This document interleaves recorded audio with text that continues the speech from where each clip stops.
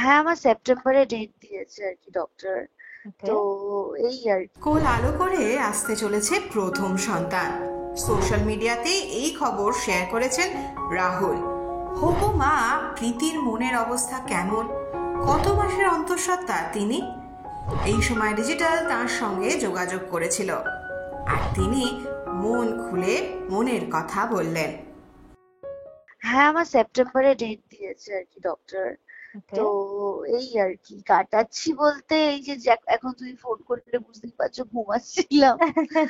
তো ওই আর কি কাটছে, ভালোই কাটছে একটু। মানে এই সময়টা যেরকম একটা মা হওয়াটা যেরকম একটা খুশি, খুব হ্যাঁ। খুশির একটা ব্যাপার। মানে এটা একটা কি বলবো, ঈশ্বরের একটা অন্যরকম একটা জিনিস, খুব খুশির ব্যাপার। সেরকম অনেক কষ্টকর মুহূর্ত।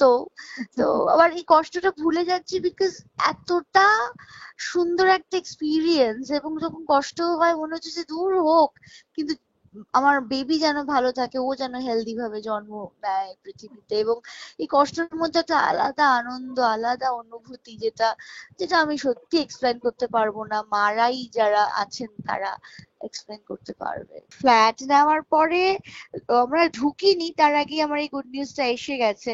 তো এখন আমি এই ফ্ল্যাটেই শিফট করেছি, এই এক সপ্তাহ হলো। মার্লিন্দা ওয়ানেই আমি আছি। এই ধরো তোমার সপ্তাহে একদিন বা দুদিন শ্বশুর বাড়ি যাই হ্যাঁ। আর চলে আসি। আর এই ফাঁকে কি হয়েছে, যেহেতু ফ্ল্যাটে এসেছি, বেচারি আমার মায়ের বাড়ি আমার আর যাওয়া হচ্ছে না। এই যাওয়া নিয়ে মা হচ্ছে একটু না। ভীষণ দুঃখে আছে। ও আচ্ছা, যেই তোর ফ্ল্যাট হয়ে গেল তুই আর এখানে আসা বন্ধ করে দিলি, যেখানে মাসে 20 দিন আমার বাড়ি থাকতিস। তো এই চলছে আর কি, ফ্ল্যাটে একাই থাকি যেহেতু আমি এখন কোনো কাজ করছি না। হ্যাঁ। রাহুল কাজে চলে যায়, দুপুরে হ্যাঁ। খেতে আসে। যেহেতু রাহুলের কাজটা একদম জাস্ট 5 মিনিটস ডিস্টেন্স ডিস্টেন্সে। রাহুল যেখানে কাজ করে সেখান থেকে। তো এই আর কি। তো দুপুরেও আসে, যখনই ফাঁকা থাকে ওর লাঞ্চ করতেও চলে আসে। আর তারপরে ওয়েট করি কখন আসবে। মা আসে মাঝে মধ্যে, মা খাবার পাঠিয়ে দেয় বাড়ি থেকে।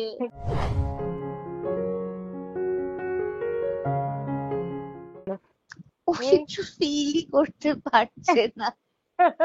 মানে ও নিজে এতটা বেশি বাচ্চা বাচ্চা যে ও বাবা হবে, ও সেটা বুঝতেই পারছে না। সবাই আর কি ওকে এত বেশি ইয়ে করে রেখেছে যে শোন বাবা হচ্ছিস, মানে ও মাঝে মাঝে ভুলেই যায় যে আমি প্রেগনেন্ট, বুঝেছো? কিন্তু হ্যাঁ, ওর মধ্যে অন্যরকম রেসপন্সিবিলিটি এসেছে, যেগুলো করতো না সেগুলো করছে। লাইক ধরো এখন আমি যেরকম চোখে বলি যে জানিস তো, যেহেতু ফ্ল্যাটে আছি, হ্যাঁ। মা বা শাশুড়ি মা কি করতো জানো তো, যখন ঘুম থেকে উঠতাম চাটা আর কি, মা তো মাই হয় বুঝতে পারছো তো, এবং শাশুড়ি মাও খুব ভালোবাসেন। সো যখন চাটা সকালের আমি ঠিক পেয়ে যেতাম হাতে, শ্বশুর বাড়িতেও এবং আমার বাড়িতে তো ছেড়ে দাও। মানে আহ, তো যাই হোক, চাটা পেয়ে যেতাম। আমি সারাদিন কাজ করে নিই বুঝলি, লাঞ্চ করছি, ডিনার করছি, সবই বানাচ্ছি, সব কাজ করছি, কিন্তু ওই সকালে উঠে রান্নাঘরটা দেখলে ভয় লাগে বুঝলে। তো চাটা যদি কেউ দিয়ে দেয় আর কি আমাকে, তো সেদিনকে ওকে গল্প করছিলাম, আমরা বললাম আমরা চাটা আমি ঠিক করতে পারছি না সকালে উঠে, ওইটা কেউ করে দিলে না আমি বাকিটা করে নেবো। বাকিটা তো করে নেবো। তো ও তো কিছুই করতে পারে না রাহুল। তো এই প্রথম শুনলাম, বলছে ঠিক আছে দাদা আমি ইউটিউবটা খুলে দেখছি চাটা কেমন চাটা ভাবে কিভাবে বানাতে বানায়। হয়। তো লাইক হাউ এইরকম ধরো, সুইট। কিছু খেতে চাইলে যদি ইচ্ছে হয়, ক্রেভিং হয়, সেটা তৎক্ষণাৎ নিয়ে আসা, বা ওষুধটা খেলাম কিনা এইগুলো করা। কিন্তু বেসিক্যালি ও মানে, আমি বলছি না, বলতে বুঝছিস, বলছে না আমি তো কিছু বুঝছি না ব্যাপারটা, মানে কি হচ্ছে। মানে ও এখন ওই বাচ্চাই রয়েছে। মানে ধরো যেরকম সিসিএল এ গেছি, যখন হ্যাঁ। সবাই আমার টেক কেয়ার করছে যে "এই প্রীতি চিৎকার করিস না, এই প্রীতি লাফাস না, এই প্রীতি"। যিশুদা তো মানে সারাক্ষণ চোখে চোখে রেখেছে বুঝলে। কিন্তু মানে রাহুলের কোনো হেলদোল নেই। ও আচ্ছা আচ্ছা, এরকম হয় না, ও ও এই শরীর খারাপটা হয় না, মানে ও নিজেই তো এখনো নিজের বাচ্চাপনা থেকে বেরিয়ে আসতে পারিনি। আর আমিও, বিশ্বাস করো, যদি আমার শরীরে কোনো অনুভূতি না হতো, আমি নিজেও ভুলে যাই মাঝে মাঝে যে আরে আমি প্রেগনেন্ট, লাফিয়ে উঠছি বা ভুলেই যাই আমি। মানে বুঝতেই পারছি না এই বিষয়টা যে আর কিছু হতে চলেছে ব্যাপারটা। মানে দুজনেই এখন এই বাচ্চা ফেজেই যাচ্ছি।